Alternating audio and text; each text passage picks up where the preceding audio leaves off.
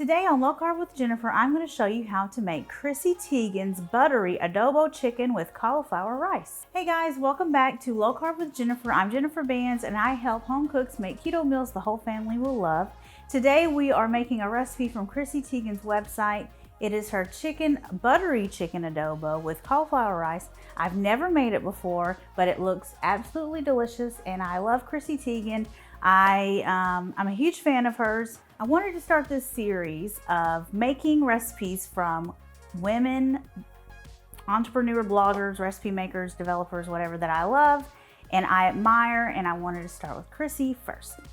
So let's get to it. So the first thing we're gonna do for our recipe is we're gonna prep the cauliflower rice, and I've got a head of cauliflower here, and I'm just gonna start cutting off these leaves from around the bottom.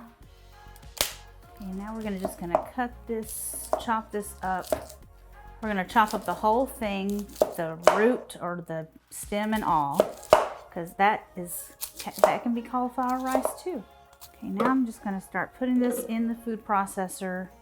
I'm gonna put a little bit in, I'm gonna pulse it, and then I can add more. Okay, we're gonna set this aside so we can chop up our chicken. Okay, we've got about 2.5 pounds of boneless, skinless chicken thighs here, and we're gonna cut them into strips.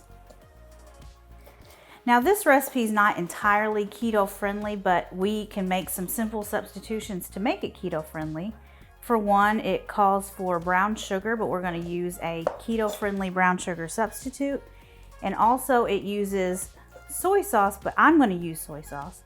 But if you wanted it to be gluten-free, you could use tamari or coconut aminos. Okay, we got our chicken all ready. I'm gonna put it back in this bowl and wash my hands and disinfect this countertop. Okay, it's time to cook the chicken. I'm gonna add 2 tablespoons of oil to the pan. We're gonna let our pan get hot. Okay, let's add this to the skillet. Try and keep it all in a single layer. We want to season this with salt and pepper generously. Okay, we have our chicken cooked, and I'm going to remove it from the skillet and put it on this plate. We're going to leave all of the juices in the skillet, and then we're going to make the sauce. I reduced the heat of my skillet because I don't want to burn my garlic. And so now we can add in the minced garlic and cook it for a few minutes, or a couple of minutes. You don't want it to burn. So now we can add in the rest of the ingredients, which is our brown sugar, soy sauce, or you could use coconut aminos, vinegar, white vinegar, water, and a bay leaf. So we're gonna bring this up to a boil. And we're gonna let it cook for a few minutes. I almost forgot the most important part, and that is freshly cracked peppercorns. I'm just using freshly cracked black pepper, but if you want, you can do as the recipe says and crack your peppercorns.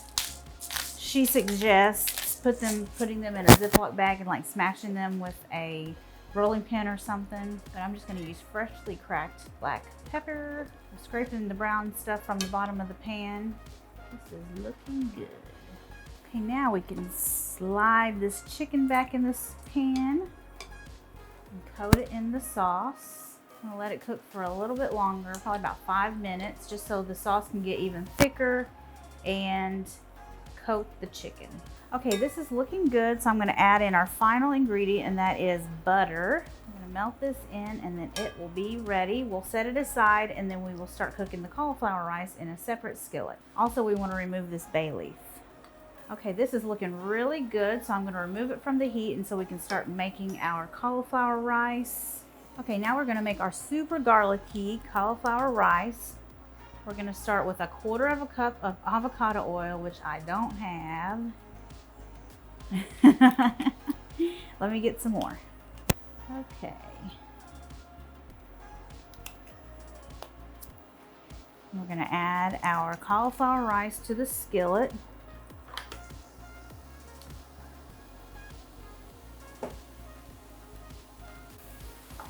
And we're also gonna add in our garlic, lots of minced garlic. So we're just gonna cook this for a couple of minutes. It's gonna turn golden brown. It's not gonna be watery. It's just going to get soft and tender and delicious. I'm also going to add salt, generous amount of salt, and black pepper. The recipe also calls for cayenne pepper, but I just don't like spicy. It also calls for cilantro, but I don't have any. I wish I did because I love cilantro. I was prepared. I was definitely prepared for this recipe, I promise. So we're just gonna keep cooking this until it is tender.